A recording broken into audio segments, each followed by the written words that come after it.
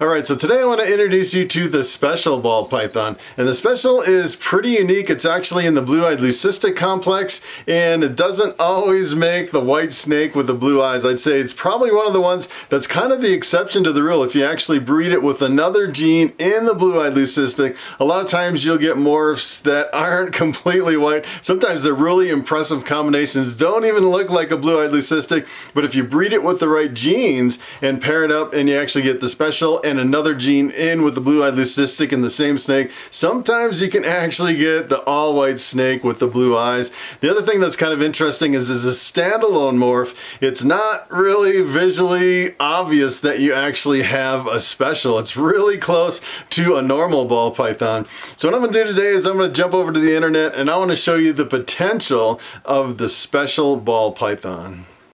Alright, so I'm going to jump over here on morphmarket.com, and this is what a Special looks like.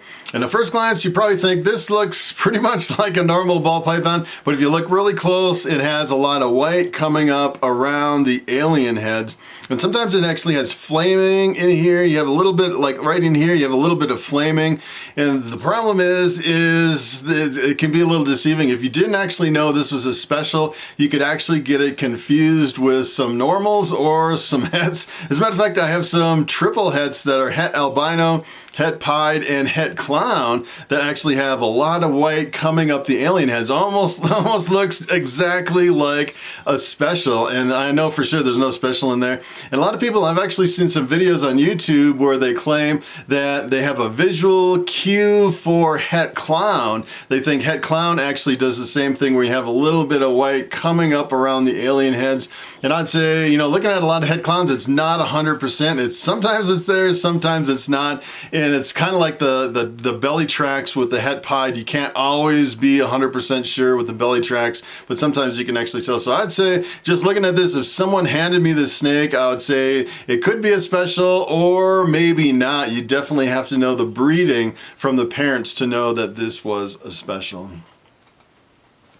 So this is kind of interesting. If you actually mix two Specials, so if you actually cross a Special and a Special, 25% of the time you get a super Special with two copies of the gene. And look at how impressive this is. This is really awesome. As a matter of fact, there are different lines of Special. So take a look at this snake and then take a look at this one. They are both super Specials, believe it or not. They look completely different, one compared to the other. And it's so much of a difference, I can't even believe it. And you really don't know what line of Special you're getting, especially if you buy something that has Special mixed in, until you actually breed it out and, you know, you start making some of these combos like the super Special.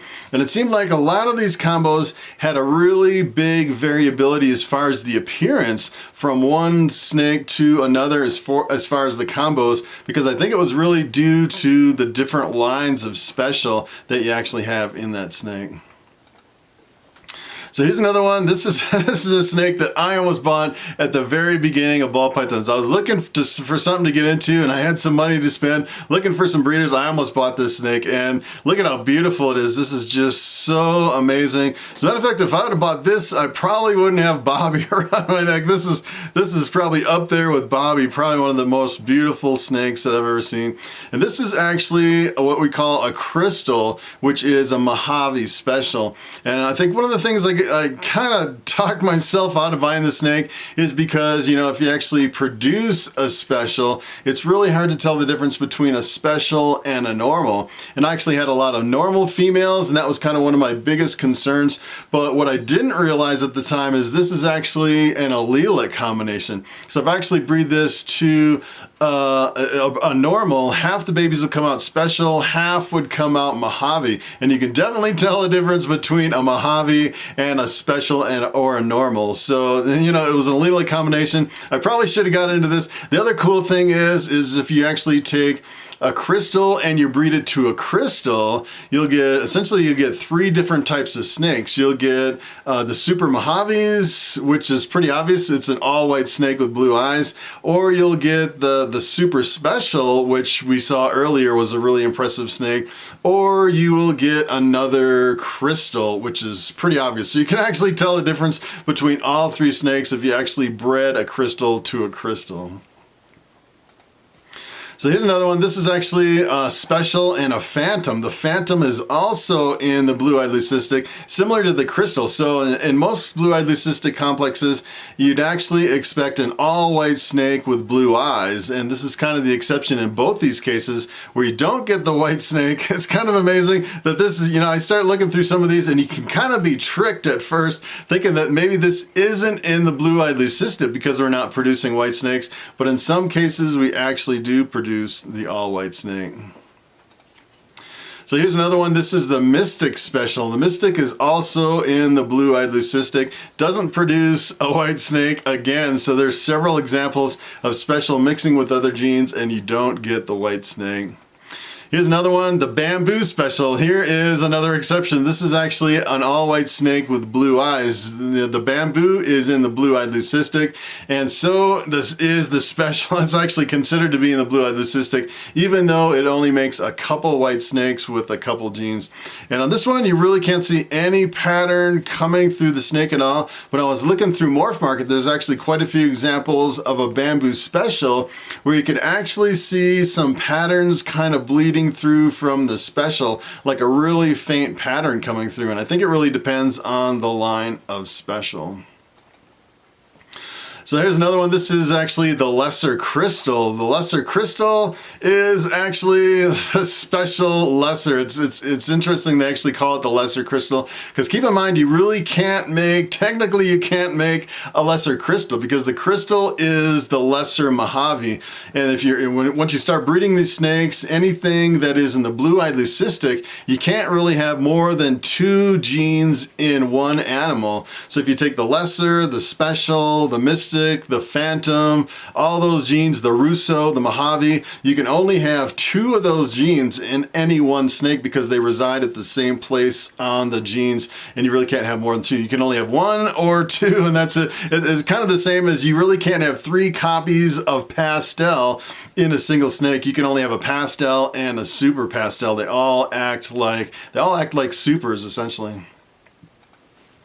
Here's another one. This is the Diamond, and this is kind of slang. If you don't know what the Diamond is, you kind of have to cheat. Go back to the main page here. This is actually the Special and the Russo. The Russo was actually one of the very first genes in the blue-eyed leucistic. It's pretty interesting, and if you actually take a look at this snake, you can tell there's really no pattern coming through this snake at all. Really nice all-white snake with bright blue eyes. Really awesome.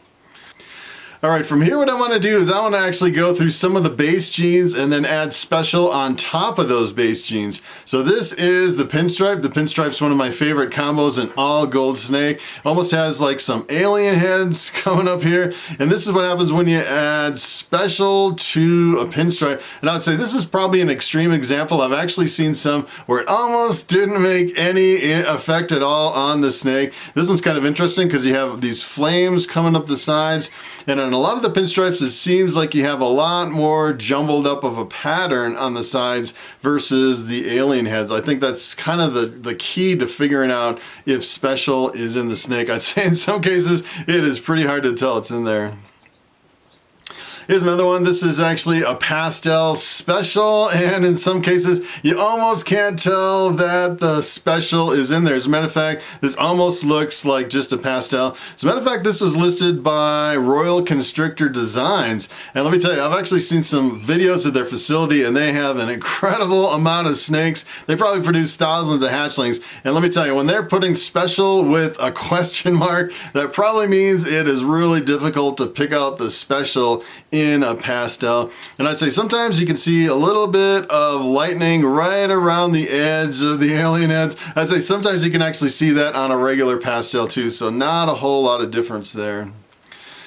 So here's a morph where you can actually see quite a bit of difference. It seems like every super pastel, 2 copies of the pastel, when you add the special on top of it, you can actually see quite a bit of an influence from the special. So the Super Pastel has really, I'd say it has a lot more jumbled up pattern than a regular pastel, and I'd say it's a little bit more intense. It usually has kind of a washed out head. Here's what happens when you actually add Special to a Super Pastel. Take a look at this. It almost looks like the blue-eyed leucistic influence is starting to bleed through the Super Pastel, kind of fading it out. Almost looks like a crystal or something where it's kind of just fading out a little bit. It's kind of an interesting combo. Here's another one that it seems like it has a pretty good influence. This is actually a cinnamon. The cinnamon is a dark morph. You breed two cinnamons together, you get a super cinnamon, which is pretty much an all black snake. Cinnamon works really well with a lot of combos, really darkens the morphs, the combinations. Here's what happens when you mix Special with the cinnamon. This is pretty impressive. It really kind of streaks out the sides, and I say that's pretty common with cinnamon when you mix it in with some morphs. A lot of times you'll get streaking along the sides. You get a lot of white coming up. You can definitely tell that the Special is in this combo.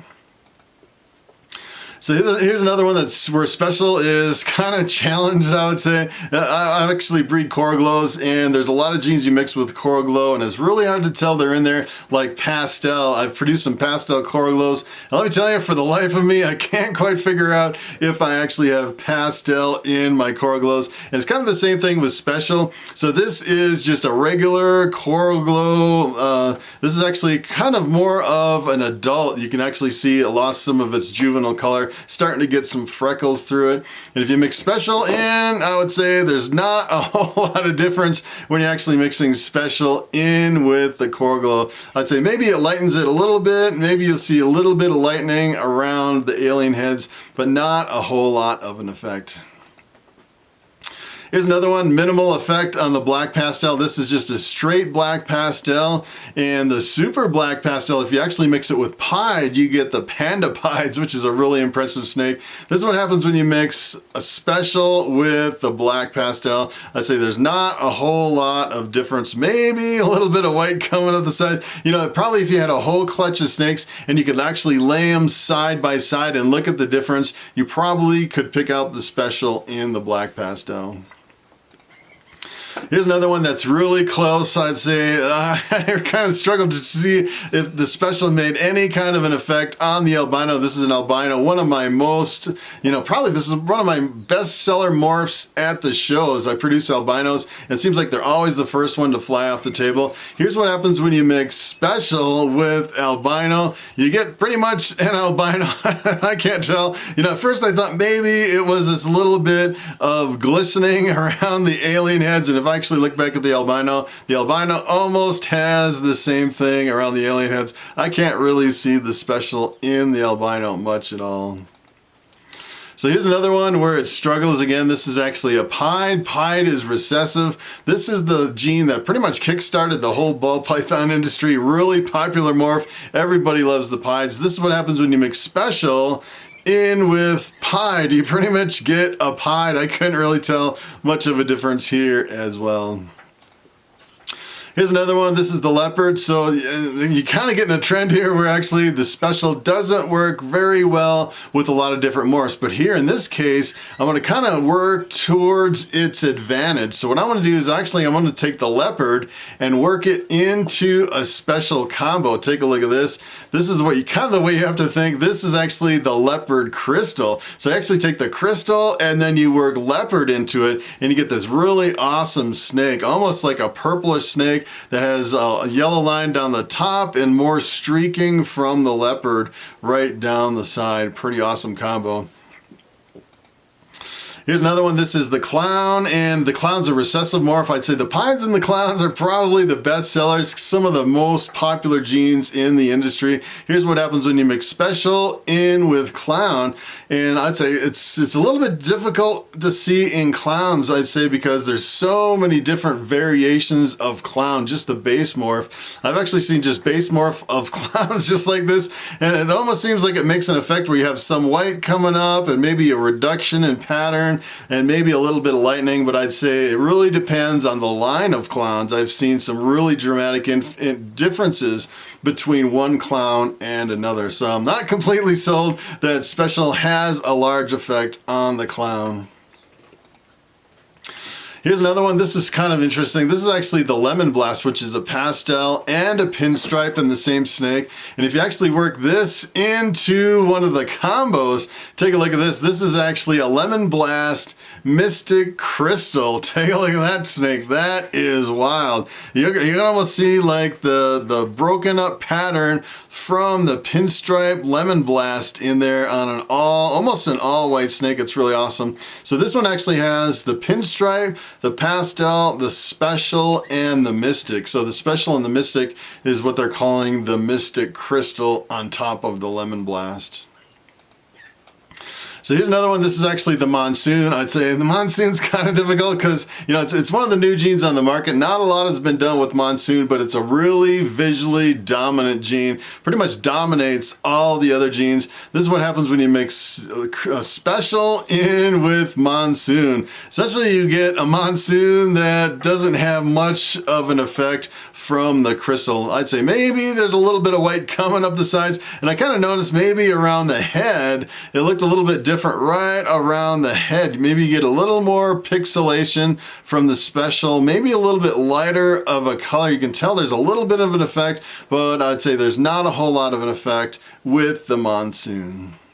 Alright, so there you have it. That is the special ball python, and even despite all the limitations that the special has, I probably would get into the project, and the way I would do it is I'd probably buy a special female and then breed a bamboo back to the special and get some of the blue-eyed leucistic, the all-white snakes with the blue eyes, or probably what I would do is I'd actually buy 2 crystals, breed the crystals together, and then you get more crystals, the super Mojaves, and the super specials. It'd be a pretty awesome project.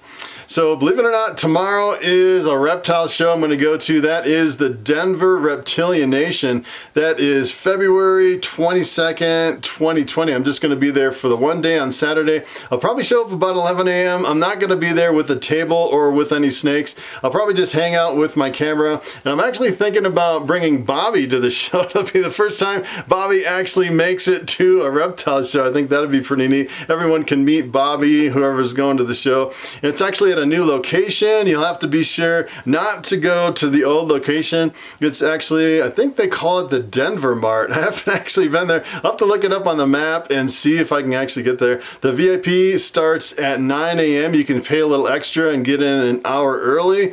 It's really good if you're looking to buy something. You probably get the best selection. And then general admission opens at 10, and I'll probably stroll in about 11 a.m. with my camera and Bobby around my neck. So that is pretty much it. Thanks for watching, and I will see you in the next video.